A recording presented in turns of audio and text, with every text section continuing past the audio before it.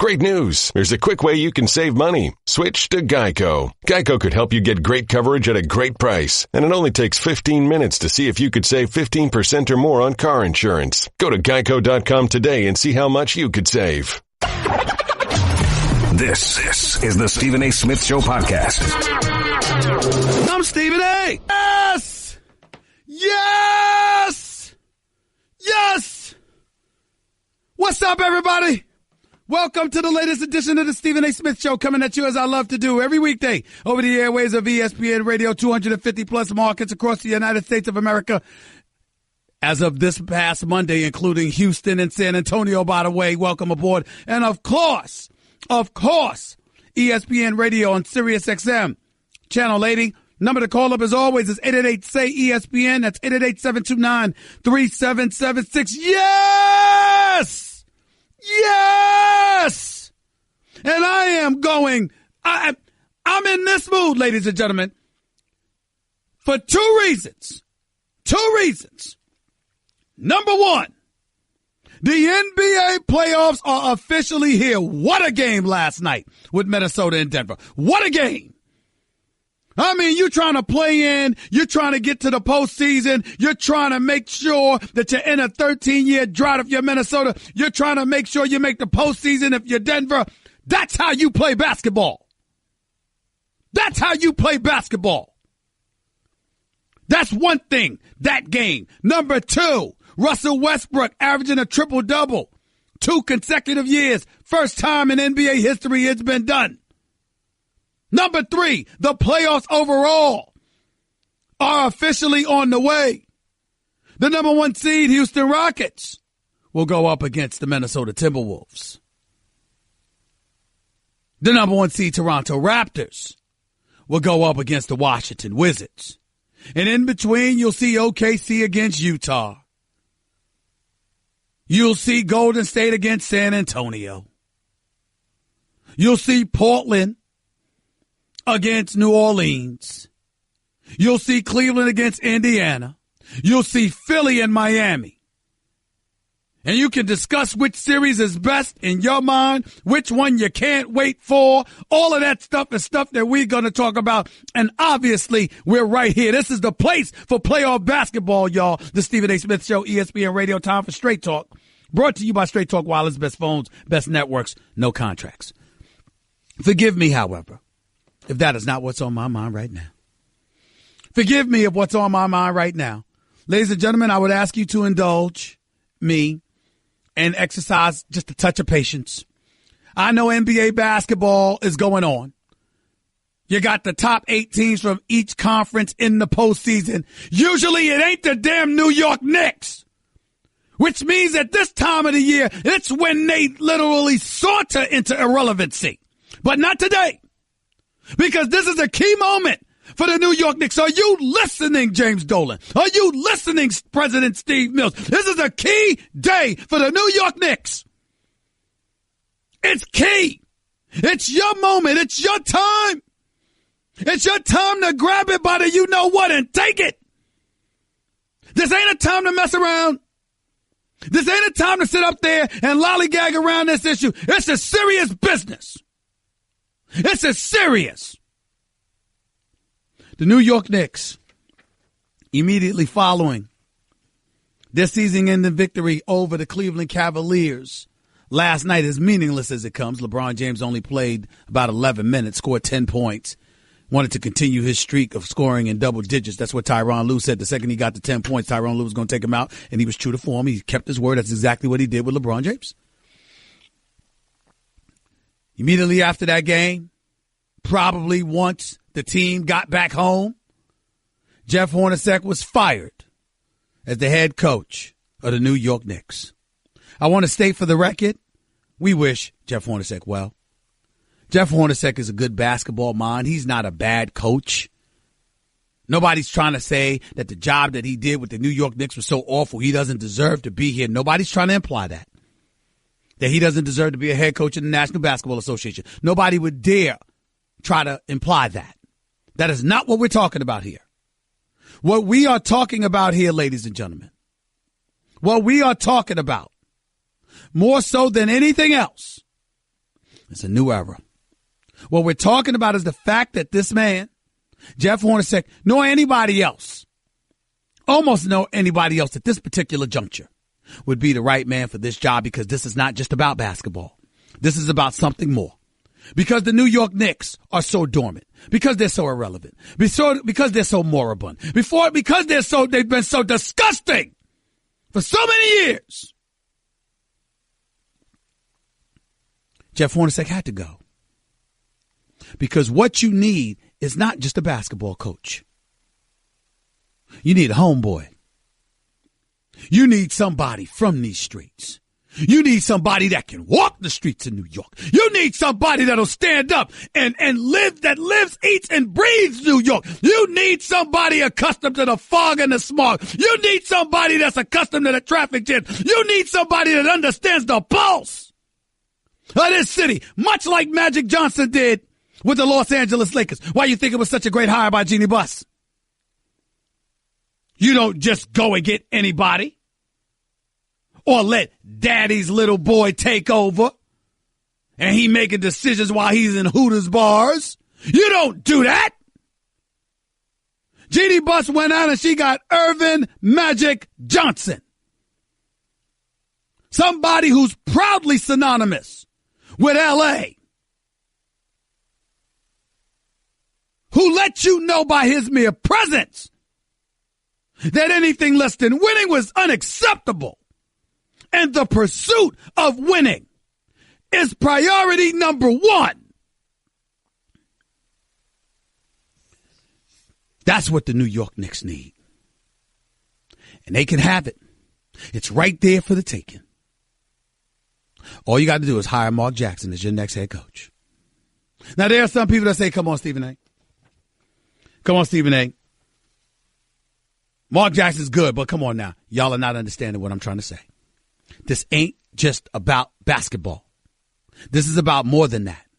And let me count the ways. Let me break it down for you. You know, when you look at the New York Knicks and you see how pathetic this franchise became at one point, think about all the mechanisms they put in place that they attempted to exercise in order to get stuff out of their doldrums, and nothing worked. You know why nothing worked? Because James Dolan ain't that dude. No disrespect. It's just the truth. He's not that guy. And so what you have, what you need, think about the things that have happened. Think about the success that the Houston Rockets have had in bringing aboard Mike D'Antoni. Think about the success Golden State had in bringing aboard Steve Kerr. Think about the success that the Los Angeles Lakers have had, because they're better now and they're an upward swing. That's Magic Johnson. Think about the success Toronto has with Dwayne Casey. Yeah, in the Knicks case, it's a homeboy, but all of those guys that I mentioned, there's an ingredient to their success that can't be ignored.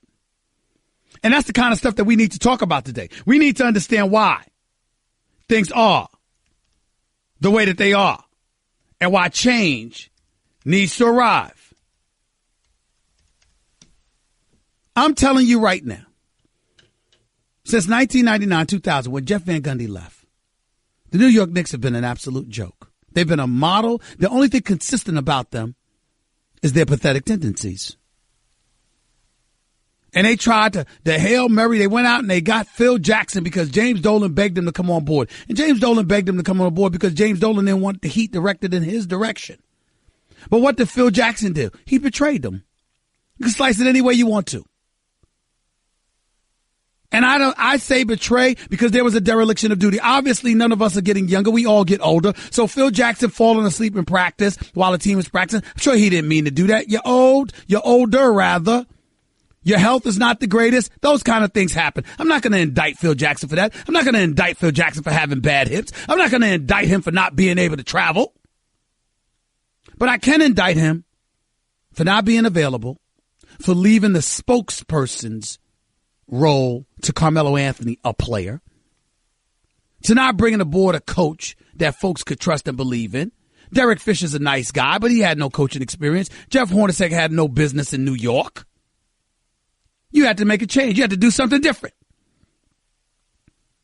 And all those teams that I mentioned, they did something different.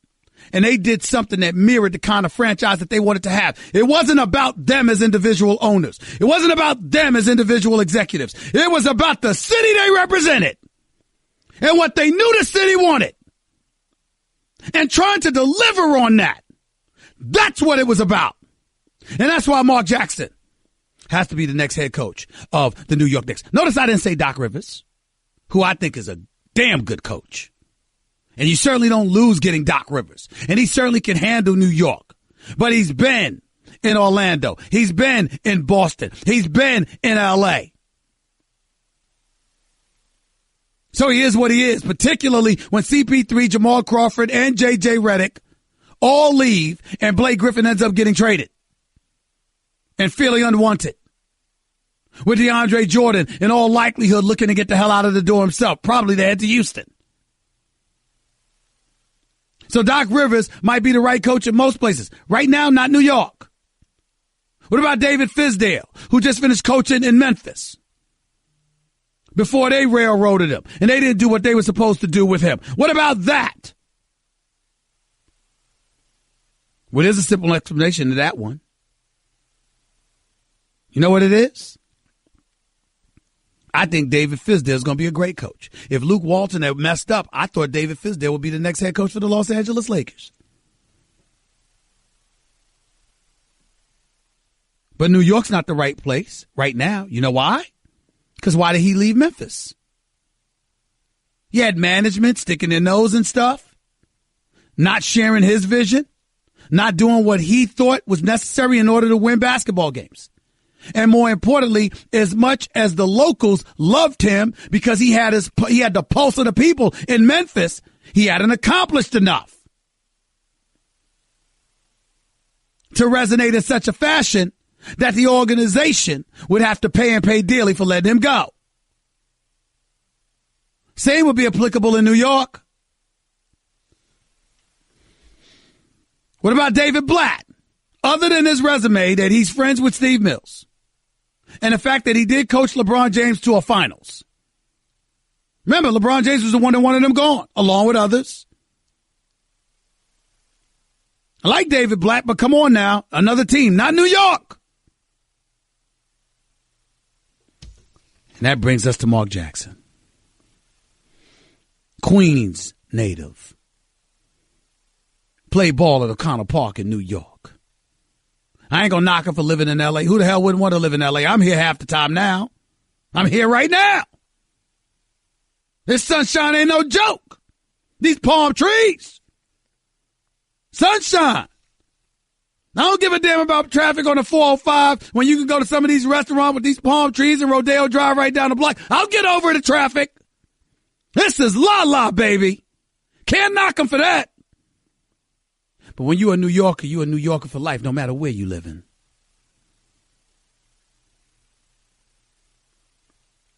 And more importantly, when it comes to Mark Jackson, his coaching ability, the fact that he basically laid the foundation that Steve Kerr ultimately piggybacked off of and guided this team to 3 consecutive NBA Finals appearances. This is the same Mark Jackson, by the way, who's a rookie this is a guy that played, O'Connell Park, starred at St. John's as well, ultimately became a first-round pick for the New York Knicks, and then ultimately was Rookie of the Year under Rick Pitino. This is Mark Jackson.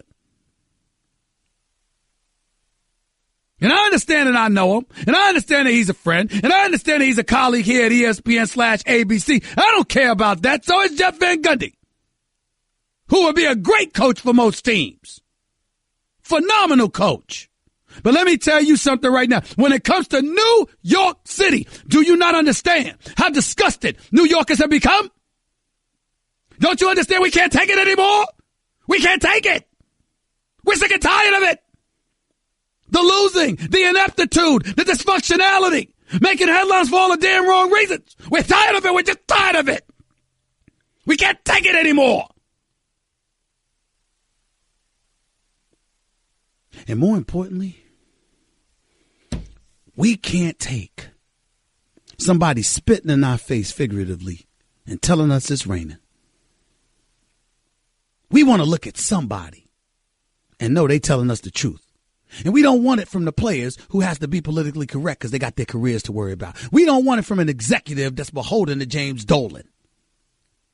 Steve Mills is going to do the best he can, but he's better off operating in the dark. Him and Scott Perry, they know what they're doing. Let them operate in the dark. But who's going to be in front of those microphones every day? Who's going to be speaking to New Yorkers? Who's going to be galvanizing the troops that live in New York City that are looking for every excuse under the sun to legitimately support the Knicks? Who's going to make you believe? That's Mark Jackson. So step one has been completed. Like I told y'all yesterday. And I told y'all 2 weeks earlier than that. And 2 weeks earlier than that. And 2 months earlier than that. I told you that the season was over April 11th and that Jeff Hornacek would be fired by April 12th. It is official now. That's step one. Step two is that by next week, Mark Jackson should be introduced as the next head coach of the New York Knicks. If not, there's a problem.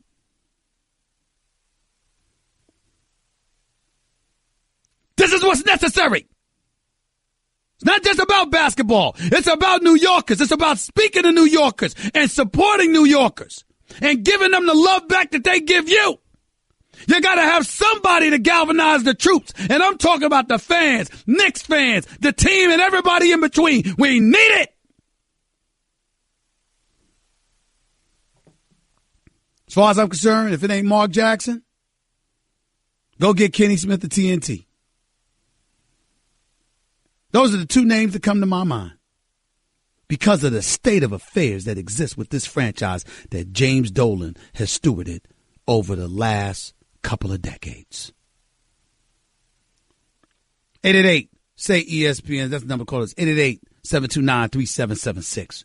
We can talk about that as the show progresses today. Brawl in Boston last night with the Yankees and the Red Sox. Oh, stop it.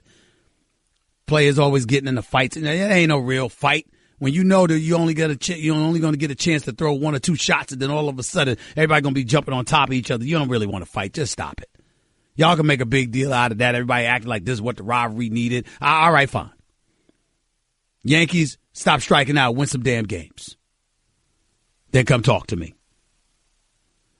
Another thing I wanted to get into, I just got to take a moment to give credit where credit is due for last night's Denver and Minnesota, what a game. And this kid, Nikolai Jokic, I mean, this kid was special. What a special performance. Now, late, if I'm being totally honest, Taj Gibson got all up in his mug. He was destroying. I mean, he was getting all up in Karl Anthony Towns. I won't say destroying him because Karl Anthony Towns played a hell of a game himself, and the foul trouble certainly didn't help him. But let me tell you something right now. He was giving it to Karl Anthony Towns. He was giving it to him. Karl Anthony Towns finished with 26 and 14. This brother can play. He is special. He is a star in this league. There's no denying it. I love me some Karl Anthony Towns, and I never thought in a million years I would love him like this. I was a Jahlil Okafor guy coming out of college because I said back to the basket, big backside, can play with his back to the basket, can give you 20 or 10 a night if you play him. But that's not just basketball that derailed him. There's other stuff that derailed him, too, that I'm not going to go into. But Karl Anthony Towns was something special, and clearly he was being held back by Coach Cal. No doubt about it. He is special. But I also got to take a moment to give respect to Denver. Denver's an up-and-coming team. They got the big man. I mean, between Burton, Gary Harris should have played a better game last night. I'm a Jamal Murray fan. He's going to be an all-star. He's going to be an all-star. They ran out of gas. And even though Burton hit a big-time 3-point shot in the second half, he wasn't the factor that he was earlier in the game. That was problematic. In the end, what all of this comes down to, ladies and gentlemen, what's undeniable is that we have the most interesting playoffs in the NBA in quite a while. Houston going up against Minnesota. Houston should win that series. But Minnesota, I can see Minnesota winning a game or two. I can see them making it interesting. They're hard alone in their defense. When they really want to get up in you, I can see them doing something. Andrew Wiggins is going to have to be better from the free throw line. But then again, Houston's so explosive, they could turn around and sweep you. You just never know. It depends on which Houston Rockets team shows up. I didn't get my wish to see Russell Westbrook and Oklahoma City going up against Kevin Durant and Golden State, even though I did get to applaud Russell Westbrook for averaging a triple-double for the second consecutive years, which is just a phenomenal performance. And I don't blame him for getting ticked off at people who try to accuse him of just padding his numbers. This man does not cheat the game. Russell Westbrook shows up on the court every night. Preseason, regular season, exhibition, all-star games, postseason, it don't matter. When he steps on the court against you, he comes to take you out. He's a vicious competitor, but you got to love him for it. Russell Westbrook is special, man. And he's the kind of special that we should applaud as opposed to try and tear down. He ain't perfect. He makes some ill-advised plays from time to time, but he's special. And let's give respect where respect is due. That's something else I wanted to talk about as well, but I like the matchup. And I'm going to ask y'all a very simple question. What's the most interesting matchup to you? Is it Minnesota, Houston? OKC, Utah? Portland, New Orleans? San Antonio, Golden State without Steph Curry? Or is it somebody in the East? Toronto, Washington? Philly, Miami? Cleveland, Indiana? These are the kind of questions you got to ask now. Milwaukee, Boston. Which one? All that and more is a lot to talk about right here on the Stephen A. Smith Show, ESPN Radio, Straight Talk Wireless, nationwide coverage on America's largest and most dependable 4G LTE networks. By the way, Mikah Fitzpatrick, star at Alabama, two-time All-American, two-time national champion. He'll be on the show with us in a few minutes or so. Looking forward to talking to him. Plus, I got a lot to talk about in regards to these NBA playoffs and the New York Knicks. Looking for a new coach. We all know who I think it should be. We all know. I'm a one-trick pony. Literally. I show up at kids' parties and act cute. That's pretty much it. So excuse me for being bitter. When Geico says not only could we save you money on car insurance, but we do more. Like give you 24/7 access online, over the phone, or even via our award-winning mobile app. Well, ooh la la. Aren't they multi-talented?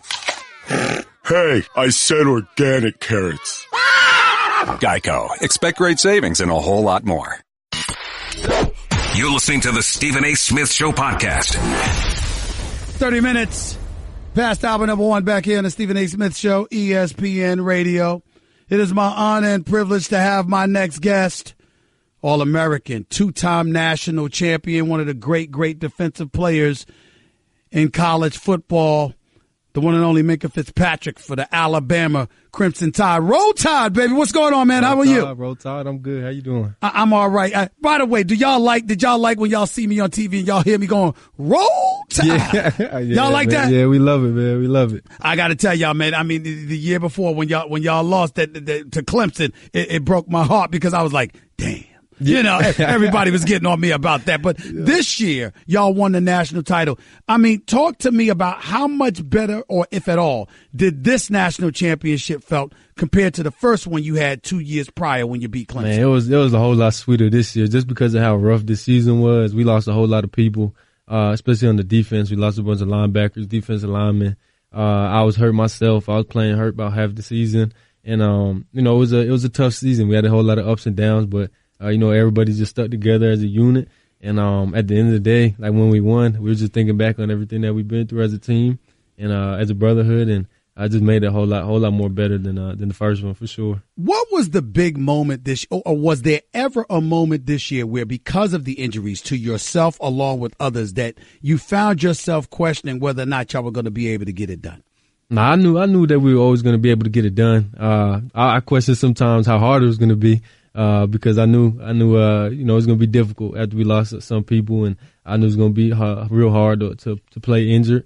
But like I said, we all just got through it together, and that was it. We just had to keep fighting, keep pushing, and you can never really think negatively like that, because when you do that, you already lost the game. So we were just thinking of how can we get back healthy, and how can we get the people that are stepping up in the new roles to step up, truly step up, and get them in the right spot and challenge them and push them to make sure they're doing the right things on and up the field. I was teasing you this morning when you showed up on First Take on ESPN this morning because I was teasing you about lying to the American public when you were in that national championship game against Georgia, acting like there was absolutely positively nothing to worry about. I wasn't nervous. I wasn't nervous. So in other words, when y'all were down 13-0, when y'all couldn't score a damn point to save your life, you weren't nervous at all? Nope. Because go ahead. You can't get nervous in those situations. You got to think about what you got to do to win the game. And that's about it. I mean, obviously, I was thinking about what we can do, but I wasn't nervous. I was just ready to just go out there and finish that second half. Mikah Fitzpatrick, the way I look at this is very, very simple. Yeah. You're a star defensive player. Yes, sir. You can do a lot of things. You can't play offense for them. You can't do that. And so when you're sitting there and you got Georgia coming at you, who's number 3 in the nation, okay, and they coming at you, you're like, damn, we got to figure out something. I mean, could y'all give us? Does a defensive player ever find themselves going over to the offense and saying, "Could you do something? Oh yeah, could you do something?" Yeah. I think I did during that game actually. I just got on him real quick, just told him, I said, come on now. We need something out of y'all. Like, we just gotta get up, we gotta get it, stay off the field, man. Y'all gotta score a touchdown or something. But yeah, I was getting into him a little bit, but it wasn't out of nervousness or nothing like that. It was just I just wanted to win the game. That was it. I knew what was going on. I just wanted to win the game, and I was just trying to get my boys right. Mikah Fitzpatrick from Alabama entering the NFL draft right here with Stephen A. on ESPN Radio. Some mock drafts have him projected to go to Tampa Bay at number 7. We'll get into that in just a minute. But one last thing, just to augment my point, your boy Jalen Hurts was 3 for 8 at the time with 21 yards passing at halftime, but you're still swearing that you weren't nervous. You do understand what you're saying, right? You do understand that. I wasn't nervous. Okay. We've been in worse situations than that. I know that for sure. I got you. Let me ask you this. When they talk about you and what you bring to the table on the NFL level, I know that you could play pretty much any position in the secondary, but is there a preference for you? I would like to start off at corner. We're just covering man-to-man, doing whatever that is out there. But, I'd like to start out there just because, that's what I did. I play man-to-man all the time, whether it be inside corner, outside corner. And, you could always move from corner to safety. So if the coaches think I'll be a better safety, I could just make that transition nice and easy. And but I think I have the skill set, the athleticism, the IQ to be able to play cornerback at a high level. How does playing for Nick Saban prepare you specifically for the NFL? Because so many people talk about he's a great coach because obviously y'all win. I mean, in 3 years you had Alabama, y'all were 41-3 with 2 national titles. Mm-hmm. Enough said there. But I'm looking at it from the standpoint that it's one thing for him to show you how to be the greatest college football player you could possibly be. It's another thing entirely to be prepared for the next level. Mm-hmm. How does Nick Saban go about doing that in your estimation, probably better than most? Man, I would say just one, everything that we run is super, super complex, super difficult, and everything that we do is a challenge for us. And nothing about Bama is easy. That's why it's not for everybody. Not everybody could go there, and a lot of people go there and they find out quick that it's not for them. Just everything is a challenge, whether it's the off-season conditioning, whether it's the summer training, whether it's camp, whether it's the games, whether it's practice. Nothing is easy about it at all. And if it ever becomes easy, he's gonna find a way to make it hard. Because when you're in those difficult situations, you got to push through it, and sometimes the games is even easier than practice in some situations. So I'll just say just the constant challenge and the constant demand for excellence is really what puts him in front of a lot of coaches when it comes to preparing his players for the NFL. Well, considering how hard you described it, Mikah Fitzpatrick, playing for a guy like Nick Saban, why were you so comfortable with it? Why are you considered the guy that's his son? Why are you considered the guy that has him laughing all the time and everything like that? How the hell did that happen for a man that's known for being so dogged and so hard and so committed to excellence? I would say because I accepted the challenge. I stepped up to the challenge, and every single day I knew it was going to be a challenge, and I knew I had to outcompete the people around me, and I just did that every day. I did it the right way, did the professional way, the business mindset.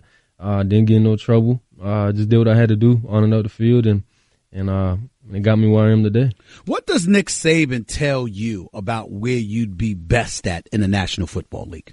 I never really asked him that question. I never asked him that question. I never asked him that question before. The reason I asked that is because, again, you want to be a corner. But Alabama's depth chart had you listed as a strong safety. So everybody's looking at you and they're saying, all right, he's got good size with him. I looked at you and I said, he looks a little bit too big to be a cornerback. That's just the way I looked at it right there. I obviously could be wrong, but that's the way I look at you. You see yourself ideally as a corner. Yes, sir. I'd like to start off at corner for sure. Shutdown corner. That's in your nature. You got that capability on the NFL level in your belief? Yes, sir. Okay. Left side or right side? Let me get specific. Strong side, whatever the strong side is. Where most of the action is. Yeah. Now let me tell you this. You got some people that look at it and they want the ball thrown in their direction. Mm-hmm. They want to be where the action is. Then you got cats like Deion Sanders and others who loved shutting down an entire side of the field, and the fact that you were petrified of throwing in their direction, they took as a badge of honor. Even though they wanted some action sometimes, they took it as a badge of honor that you were scared to throw on their side of the field. Which is your preference? I think once as a rookie, they're gonna throw at you, but after a while, they're gonna realize what it is over there, and then you're gonna earn that badge, you're gonna earn that stripe of, we ain't gonna throw at him. So I would like after a while, just to earn that badge, earn that stripe, and see it as an honor, not as a disrespect, but as an honor that ain't nobody want to throw at me. Any preference at all where you land in this NFL draft? Nah, no. So I'll be blessed and honored to play anywhere. What? You know what? Once again, I'm playfully accusing you of lying. So if you had an opportunity to play in the sunshine of L.A. or in the winters of Buffalo, you trying to tell me it don't make a difference? It don't make a difference, man. As long as I get the opportunity to play ball, I'm going to be happy. Ain't it hard out there to get hit when it's freezing? It is. Yeah, I was born and raised in New Jersey, so I play football in the freezing cold, 18 degrees, freezing rain. I ain't worried about it. I'll be good.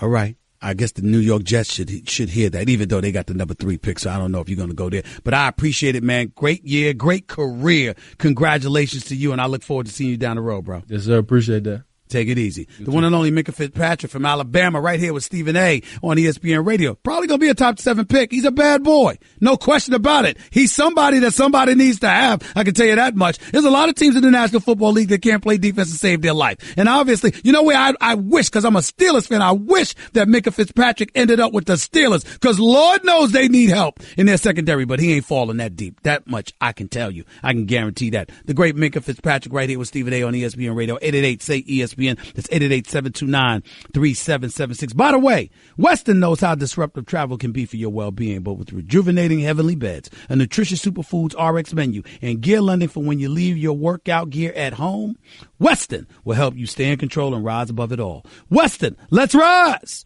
Learn more at weston.com. Plus, ESPN Radio is presented by Progressive Home Insurance. Getting a quote is easier than ever before. 888-SAY-ESPN. It's 888-729-3776. Mikah Fitzpatrick, Alabama, blessing us with his presence right here on the Stephen A. Smith Show. Unfortunately, he's not an NBA player, because I'd say the Knicks, grab him. They need all the athletes they can get. But that's just me. More of the Stephen A. Smith Show on ESPN Radio in a minute. Guess what? You're in the middle of the Stephen A. Smith Show podcast. Damn it, I mean it! Let's go to the phones here. Let's go to Scott, New York. You're live with Stephen A. Talk to me, man. Hi, Stephen A. I just wanted to say amen to everything you said about Mark Jackson. If the Knicks should only have 2 words in their vocabulary right now, and they should be Mark Jackson. In my opinion, Mark Jackson built the house that is Golden State, and Steve Kerr is living in it, and that's injustice. Mark Jackson, if the Knicks are listening to the fans, I'm a fan from back in the 60s, and Mark Jackson is it. It's perfection. Thanks a lot, Stephen A. I appreciate the call, but I don't want to disrespect Steve Kerr in any way. Steve Kerr had nothing to do with what happened to Mark Jackson. And even though he's benefited, he has proven to be an exceptional coach who's done an exceptional job with the Golden State Warriors in terms of getting them ready and prepared to win championships. They won 2 of the last 3 titles. And that's all been with Steve Kerr. And they've been to the finals 3 straight years. And they lost the finals in the game 7. Let's give respect where respect is due. Don't knock him for it. But you are right. Mark Jackson built the foundation for the Golden State Warriors. Jerry West has something to do with that, too. Let's not forget him. He's here with the Clippers now in Los Angeles, but he had something to do with building what transpired in Golden State, too. So did Joe Lacob and Bob Myers. They all had a role to play in it, but Mark Jackson and Jerry West are gone now, except Jerry West got a job in L.A. with the Clippers. Mark Jackson does not. He's got a job with us when he needs to have a job in the NBA as a head coach. Let's be clear about that. Without question. Let's go to Mike in Harlem. You're live with Stephen A. Talk to me, Mike. Stephen A., what's up? This is Mike Alike, man. Hey, check it, right? I love Mark Jackson. We all love Mark Jackson. But why would he want to come here and tarnish his reputation? They're not going to give him autonomy unless they clean house. We need Kenny Smith up in there. Wait a minute. The reason I disagree with you is that we shouldn't have a problem with Steve Mills and Scott Perry yet. They didn't draft Ntilikina. That was Phil Jackson. Knowing he's leaving, he gonna draft a man 2 weeks before he leaves. I mean, they didn't do that. You still got Porzingis, and Dolan is gonna leave them alone. He cuts the check, and he's gonna leave them alone to do what they got to do. So if there was no Steve Mills and Scott Perry, I would agree with you. But because they're there, they just don't need to be the face of the organization. You need a face and a voice and a spokesperson for the organization, as well as a coach, all wrapped up into one. You don't need Scott Perry or Steve Mills to be that guy. That's my point. I was just saying that they need to clean house from top to bottom. I think they already did. I think that Steve Mills just got hired this year. He was gone for years. Scott Perry's your GM. He was never here before. He was in Orlando. Before that, he was with Joe Dumars in Detroit. So one would argue they already did. Everybody knew what this season was going to be. This season was a wash. We all knew that. Jeff Hornacek was lame duck. We all knew that. I told y'all this last year. I reported it weeks ago. Jeff Hornacek would be gone April 12th. I gave you the date. It's a foregone conclusion. One last comment, Steve. Go ahead. Your man, we need your man to go back up to the rafters. Spike Lee, we need him to go back up to the rafters. Imagine coming in the Garden and keep seeing him talking smack on the sidelines. Imagine what this is what happened with Reggie Miller and Jordan when they came in and saw him. You're taking it all wrong. It's not. That's not the problem. You know why Spike Lee shouldn't be courtside? I want to tell you the biggest reason why Spike Lee shouldn't be courtside, Mike. Are you ready for this? Go ahead. Spike Lee shouldn't be courtside because every time you see him there, it validates the support the Knicks receive that they do not deserve. That's why. Exactly. I got to go. I appreciate the call. That's the issue. Spike Lee needs to stay away for a little while to demand that the New York Knicks step up and be more freaking competitive. That's why he needs to stay away. Plain and simple. More NBA playoff action and then some in a minute. Hour number 2 with Stephen A. coming up. That's just a sample of what you'll hear on the Stephen A. Smith Show. Weekdays at 1 p.m. Eastern on ESPN Radio and the ESPN app. This is the Stephen A. Smith Show podcast. I'm Stephen A. Come to hour number 2 of the Stephen A. Smith Show. Coming at you on ESPN Radio, 250 plus markets across the United States of America, plus Sirius XM ESPN Radio Channel 80. Number to call up as always is 888-729-3776. That's 888-SAY-ESPN. By the way, when was the last time you checked your credit scores? Know what they are now? Not from a year ago with Credit Karma. They also offer free credit monitoring. So visit creditkarma.com or download the app now. That's Credit Karma, KARMA.com.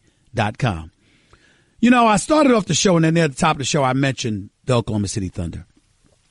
I want to take a moment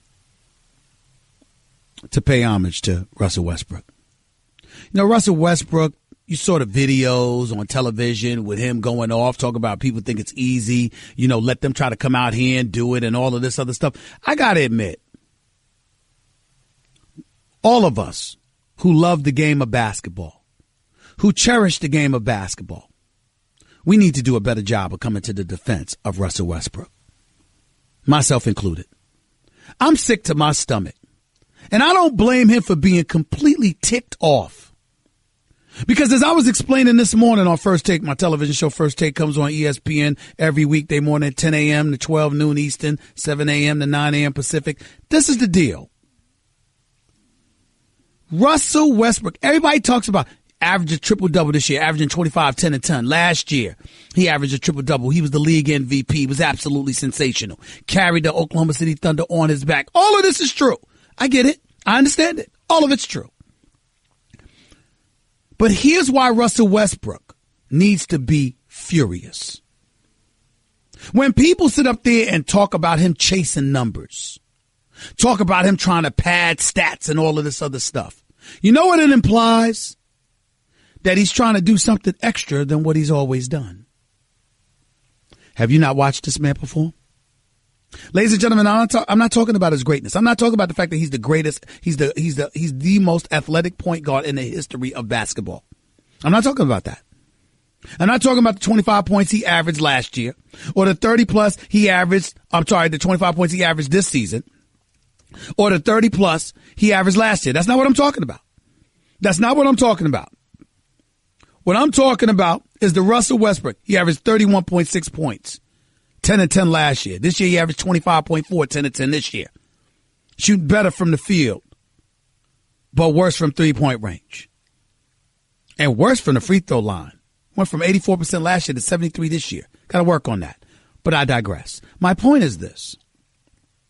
When you look at Russell Westbrook, here's what you need to recognize about him and appreciate. I ask it with a simple question. When has Russell Westbrook ever cheated you? Name one time. Preseason, regular season, exhibition games like the NBA All-Star Weekend, playoffs. Tell me one time Russell Westbrook has ever cheated you. Once. Take your time. I'll wait. This dude is an assassin. This dude steps out on the court and he is the most ruthless competitor in the NBA. This dude, Russell Westbrook, is surreal on another level. He's merciless against the competition. The only friends he has are those wearing the same uniform. Other than that, for those 48 minutes or more that he's on the court against you, he doesn't give 2 cents about you. He will cut your throat, figuratively speaking, of course, mercilessly. And I'll ask another question. Anybody out there doesn't want him on your team? Because anybody with sense would say no to that question.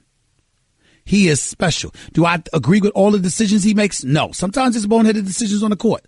Ill-advised passes, ill-advised, jump shots or drives to the basket, trying to go 1-on-3 or something like that. Yeah, that comes with the territory. But even though I would not tell you he's a better player than LeBron, I would not tell you he's a better player than Kevin Durant, I would not tell you he's a better all-around player than an Anthony Davis or whatever the case may be, or a Kawhi Leonard, I'll tell you this much. I'd be hard-pressed to find 5 guys I'd rather start a franchise with than Russell Westbrook. I'd be hard-pressed to start a franchise because it's not just about his skill. It's not just about his greatness. It's about his competitive fervor. Do you know what I would give to have Russell Westbrook in New York or L.A.? Do you know what I would give for that to happen? Do you know how much I'm looking forward to? As much as I love Donovan Mitchell and what he's done for Utah, I don't want to see them against Houston in the second round. I want to see Houston against OKC again. Except this time, Russell Westbrook will have Paul George and Carmelo Anthony instead of being without him. James Harden will have CP3. And him with CP3 and Clint Capella, what is their record, like 41-3 together when they were on the court together this season? I want to see that. I know how competitive it's going to be. It's hard to believe that James Harden used to be the guy that played behind Russell Westbrook, but there's a reason that Oklahoma City said, we ain't paying James Harden $4 million and we'll let him get away to Houston. We'll keep Russell Westbrook. Now, it was stupid for owner Clay Bennett not to come up with $4 million to play James Harden. That was just dumb. Without question.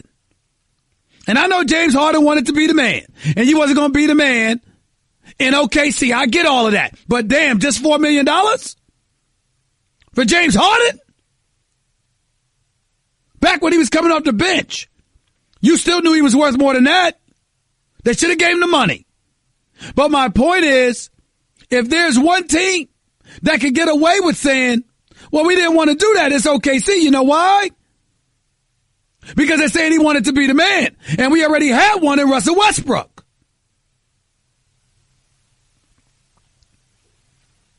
Russell Westbrook and James Harden are two completely different players. Personally speaking, I think they could play together. I think they would have been a phenomenal backcourt together. Despite how ball dominant both can be. CP3 and James Harden have already proved to me their unselfishness as leaders and how they can adapt to one another. We need to recognize and appreciate that. All that is true. But the other side to all of this that's incredibly important and impossible to ignore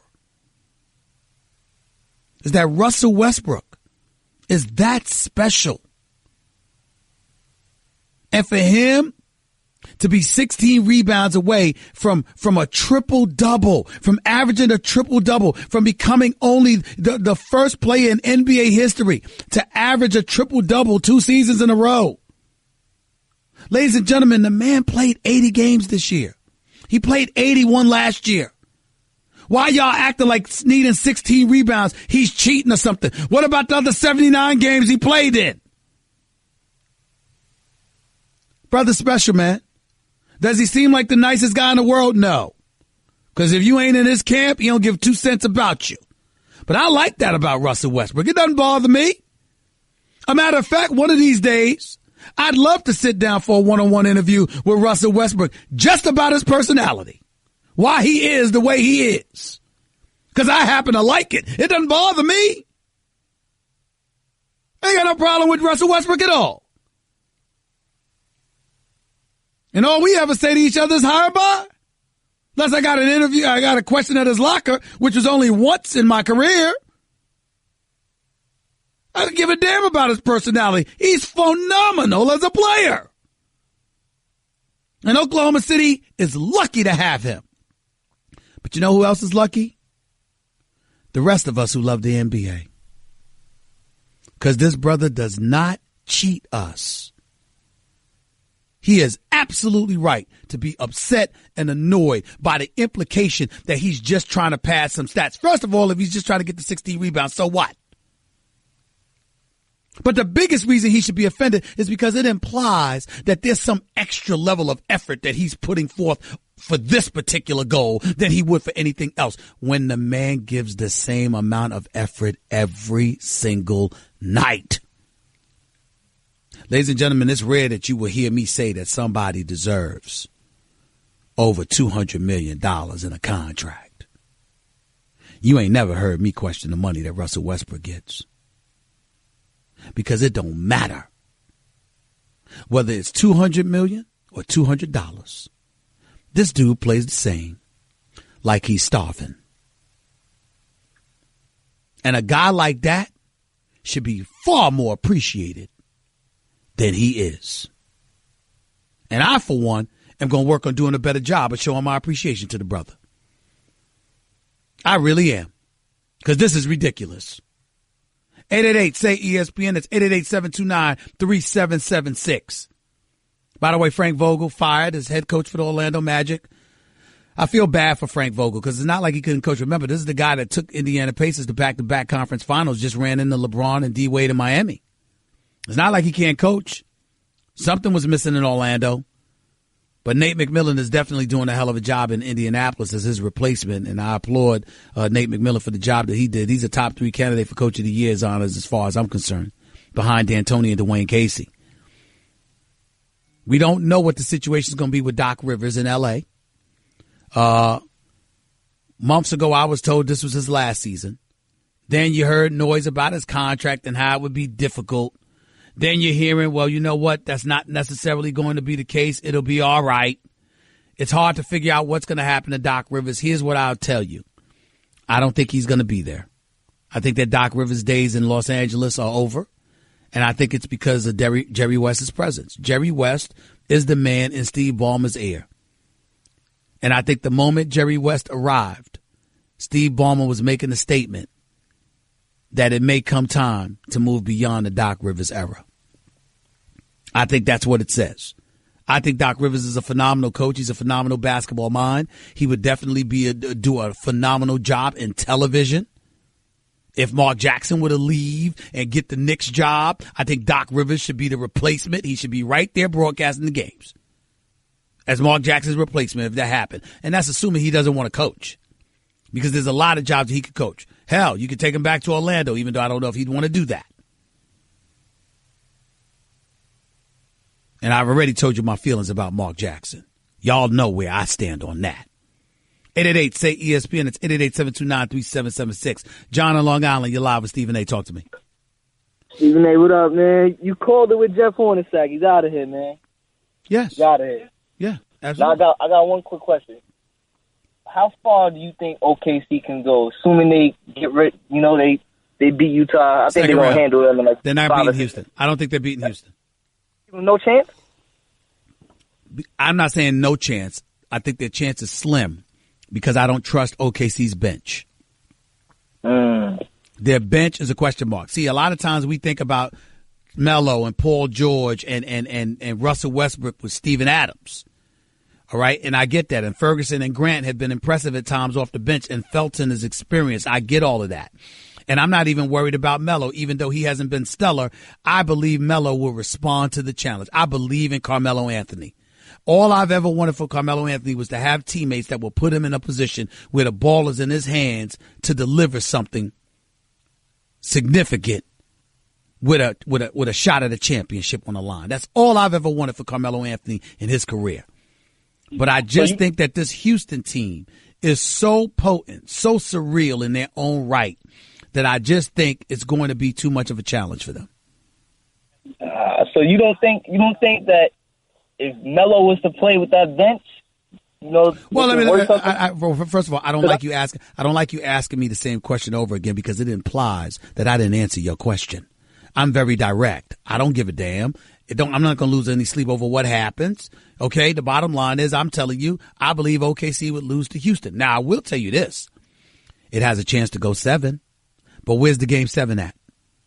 It's going to be too much of a challenge. See what I'm saying? The game 7 is at the Toyota Center in Houston, and that is when it would be over. Appreciate the call, man. Thank you so much. CB in Pasadena, you're live with Stephen A. Talk to me. Stephen A., yeah. No rapping.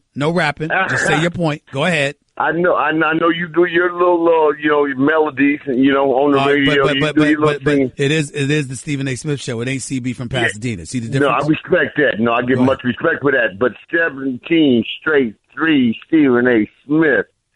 And, with the dinner-sized menu of plays that Golden State Warriors have, I know Steph Curry, that may be out. And, they're going to be okay. But what, I give my condolences out to your New York Knicks and your Pittsburgh Steelers, Stephen A. Because they have been inept. I watched the Clippers and Lakers game last night. Time out. All right. You can't mention the Knicks in the same breath as the Pittsburgh Steelers. You understand that? First of all, it's two different sports. And secondly, the Pittsburgh Steelers was in an AFC championship game last year. This year, they lost in the divisional playoffs to Jacksonville Jaguars. The New York Knicks, don't get me started with their level of irrelevancy. Ignore football. I'm talking basketball. Stick to the Knicks. Go ahead and make your point. Okay. Now, what I want to do, I want to say the NBA is finally coming to its fruition. We finally ended up the season last night. And, to reiterate your point, with the matchups coming up, because I was waiting for this today. Lakers and Clippers, we're gone. And, it's going to be in for a raucous ride. I think fans are going to be in for a raucous ride. Now I feel bad about New York, because, that's the mecca of basketball, Stephen A. I'm from California. We play basketball here at Santa Monica and Venice Beach. We have a lot of pride in our basketball. But New York is the mecca. I'm dealing with Rutgers Park, Dr. J., a living legend. All right. What else did you want to talk to me about with the Warriors and the Spurs? Because you're making me depressed and that much more angry about my New York Knicks, and I'm trying to avoid that. What I wanted to say, and I wanted to ask you, okay, we got Oklahoma and Utah. We have Milwaukee and Boston. And then I don't know if Kyrie's going to play. I love these Kyrie's players. Out for the season. Kyrie's out for the season, CB. I'm giving you time. But I'm not going to lie. You don't seem prepared for this call. Kyrie's been out. It was announced more than a week ago. He's out for the postseason. You don't seem prepared for this call. I'm going to give you one more shot. Now get to your point. Give me one more shot. Okay, one more shot. Stephen A. Who would you pick? I mean, because Houston is good, and I like Golden State. God bless them. I picked the Warriors. Okay, me too. And then what about the East? No, what about the Warriors in Cleveland? Because you got Philly should be the favorite based on the way they've been playing, but I got to see somebody knock LeBron out to believe it, and I don't see that happening. That's just where I'm at with it, all right? Let's go to Mel in Queens. You're live with Stephen A. Talk to me, Mel. Hey, what's going on, Stephen A, man? I was calling you to talk about, Houston and also Knicks. I feel like Mark Jackson is definitely the guy for the Knicks. Also, Houston in that Philly series, I think Miami and Minnesota got a real chance of winning.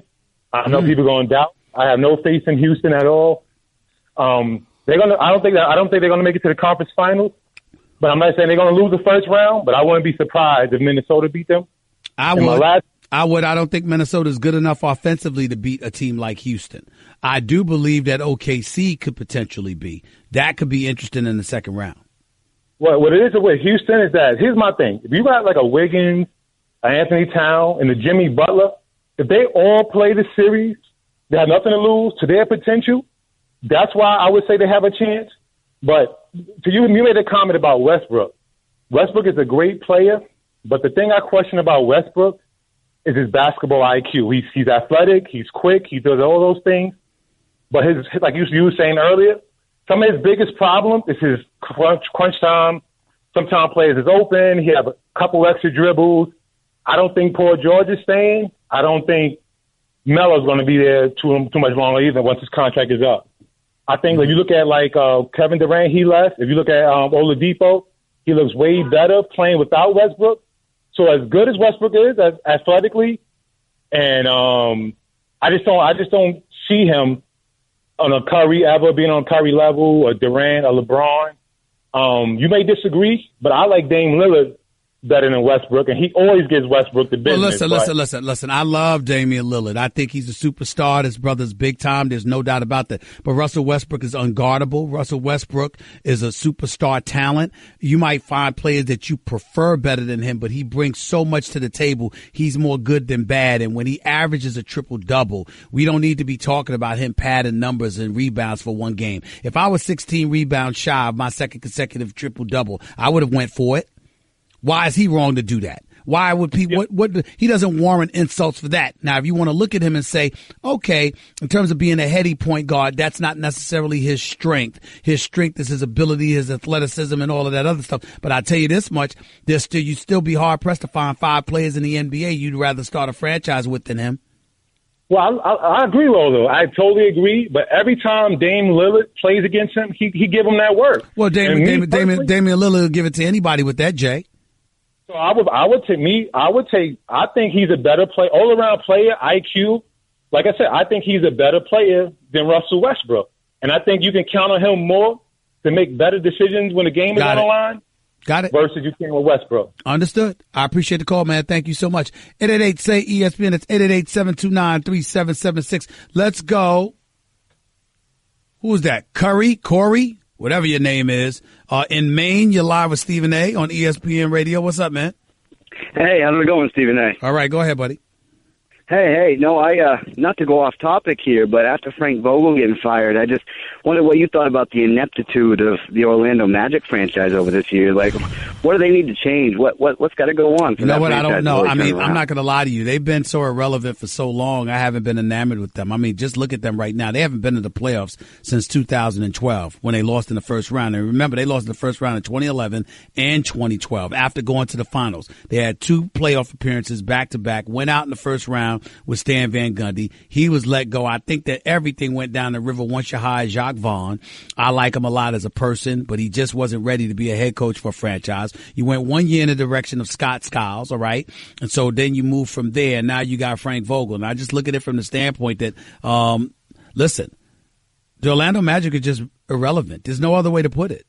They're an irrelevant franchise. Nobody pays attention. The only thing you hear any of us really know about the Orlando Magic is that this kid, Aaron Gordon, was a slam dunk. You know, he had that phenomenal slam dunk competition against Zach LaVine. That's it. That's all you know about him. Jeff Weltman is your executive. You don't know what the hell they've been doing. You just look at them right now and there's just nothing that stands out with you. Aaron Gordon, Fournier, Vucevic. I mean, you just look at them. They look at individually. They've got some players, but they can't seem to bring it together. I don't know what to say about it. I mean, to me, it's almost tempting to just make wholesale changes. That's the way I look at it, Corey. Appreciate the call. 888-SAY-ESPN. It's 3776. We'll continue to talk about this. Plus, I want to get into something that Michael Bennett said about marijuana in the National Football League and how idiotic I thought it was for him to say that and why. Plus, Des Bryant is supposed to be meeting with Jerry Jones a little bit later on this week. Are his days in Dallas numbered? And should they be? All that and more coming up as the Stephen A. Smith Show on ESPN Radio continues in a minute. Everyone in the neighborhood knew about Bobby. Bobby, the basketball boy, they called him. Bobby wanted to go pro someday, so he was always out in the driveway shooting hoops. But one day, his mom came out and told him, "Hey, your wife wants you to take out the trash?" His mom was visiting, and Bobby was a grown man. He had kind of missed his window. Plus, no one had ever seen him actually make a basket. But on the other hand, Bobby had heard how Geico could save him money on car insurance, so he switched and saved. So it was all good. You're listening to the Stephen A. Smith Show podcast. The Seahawks had planned for Colin Kaepernick to work out for them earlier this week. And at the last moment, that trip was postponed because a conversation occurred in which they wanted to know what he was going to be doing on the field this year, before and during the national anthem. And I don't think he was willing to give them an answer at that point to commit one way or another. And with that still hanging out there, the Seahawks postponed that trip. Some might say canceled it. Depends on how you look at it. But it's a situation here where Colin Kaepernick was going to come in there and work out, and now he's not. That was the great Adam Schefter, NFL insider for ESPN, breaking down how Colin Kaepernick was scheduled for a workout with the Seattle Seahawks, but team officials postponed the trip when Colin Kaepernick declined to stop kneeling during the national anthem next season. Okay. Now, see, this is when stuff gets testy because y'all can't take what the truth is. You listen live to the Stephen A. Smith Show on ESPN Radio. Here's the deal. Colin Kaepernick wants to work in the National Football League. He wants a check from somebody else, but wants the freedom to do what he wants to do while getting somebody else's money. I ask a simple question. What workplace do you know tolerates that? See, everybody want to get all emotional. Want to get all emotional and self-righteous and engage in righteous indignation and all of this other stuff without being real. What's the reality? What's the reality? The reality is that when you work for somebody else, they got a right to protect their investment. That is the truth. Let me look at my boss. I'm right here in our LA studios with my man Scott McCarthy. And you got executives at ESPN. Well, you know what? Suddenly I've decided I want to smoke some weed. Well, let me just show up on First Take and smoke some weed. I mean, we can do what we want, right? We don't have any repercussions, any ramifications, right? Doesn't work that way, ladies and gentlemen. It does not work that way. Which brings me to what I teased going into the break.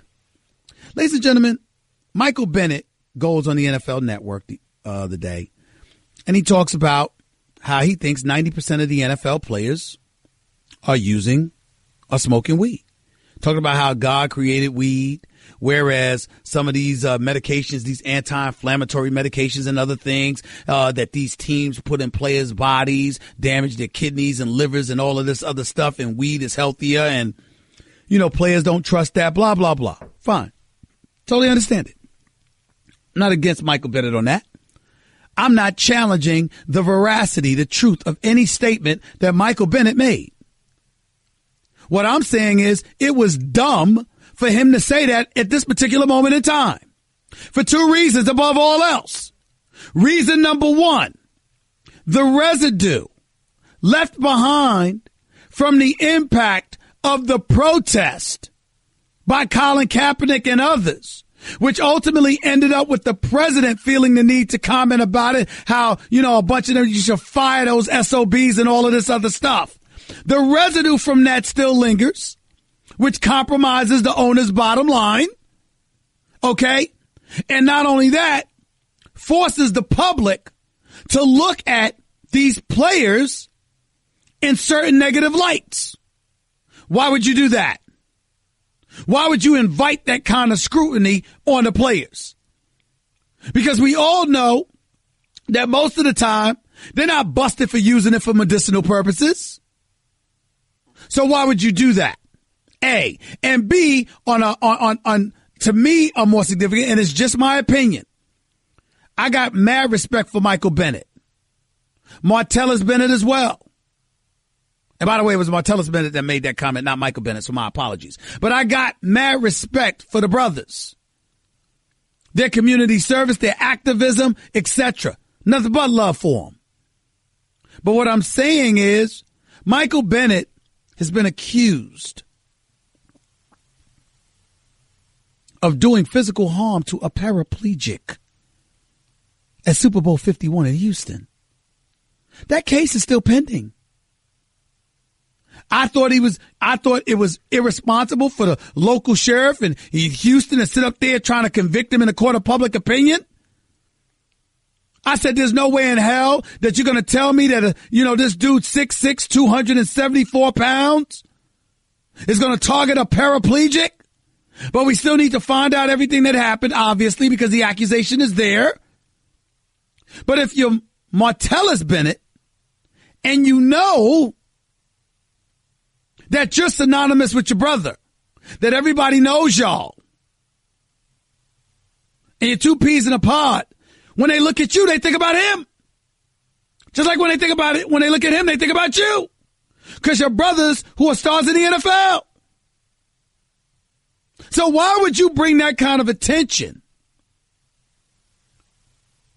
to anything at this particular juncture? Again, I'm not challenging the truth of what Martellus Bennett said. I'm challenging the timing. And why does the timing matter? Not just because of your brother's legal issues. And that has nothing to do with weed, and I'm not implying that it does. But you never know what other reach other people will make. Because this is what happens in our society. And then when you combine that with the fact that you're talking about the NFL, and you got guys kneeling, and you're compromising owners' bottom line, and it doesn't matter how right Colin Kaepernick is. I believe he's right. I believe it's perfectly within his right to do it. I believe people are wrong to distance themselves from the NFL product and the NFL brand because of the position that Colin Kaepernick has taken. I will defend Colin Kaepernick to the hilt. But that does not mean that you ignore the impact of those protests he provoked by initiating it. And go about the business of bloviating about weed use in the NFL. Knowing that your patrons out there, your audience out there is already turned off by some of y'all. Why give more ammunition and fuel to the fire? Now, there are people out there, Stephen A., man, he's selling out, dog. I mean, what? He should be able to do what he wants. Oh, shut up! You ain't paying his bills. Everybody want to talk about expressing themselves and sticking out their chest and being emotional for 15 seconds. I'm talking about the man being successful. Colin Kaepernick's making a choice. That's a sacrifice he's willing to make. He knows good and damn well he's going to be ostracized for taking that position. He clearly does not care. More power to the brother. I wish him well. But a lot of us out here ain't in a position to afford to take the chances and make the sacrifices that he's making. What about them? What about them? Just like I told my man Max today, you know what? He's white. He's Jewish. He's very liberal and progressive. He speaks adamantly about systemic racism and an insidious impact that it's had on our society. I get all of that. And he talks about the truth is the truth is the truth. I got that.